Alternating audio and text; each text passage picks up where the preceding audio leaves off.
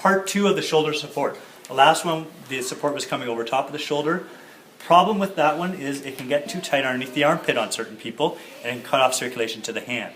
So what we're going to do is do a different one where it's a little bit gapped. The figure 8 ends up being crossed underneath the armpit and around the chest. So it allows those blood vessels to still remain open.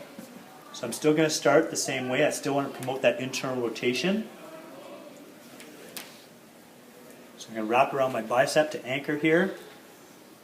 And now instead of coming across the chest here, I'm actually going to go down underneath and around the back. So I went around his back underneath the armpit. And now I'm not going to go on top here. I'm actually going to come around the armpit again. And spread that up over the shoulder here. And now back down. Now, in terms of twisting the tensor, it will twist and bunch up a little bit.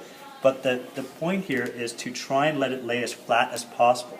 So some points, it's going to, the one side of the tensor is going to be touching the skin. As I come around his arm, I'm actually going to switch it so the opposite side is touching his skin now. And then back around the underneath. I'm still promoting that internal rotation. Moment with the tensor or the elastic bandage. And so I'm just repeating that pattern.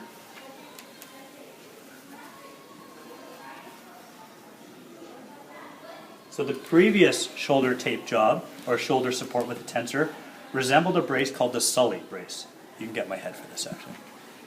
Resembled a brace called the Sully. This one actually resembles a brace called the KDL, a different brand of brace. Whereas its support comes from underneath here, whereas the Sully has a chest plate that you wear that's made out of neoprene. So this is the tape job here, and as you can see, if you get a zoom in on this actually creates an open spot underneath the armpit, allowing the blood vessels to be open.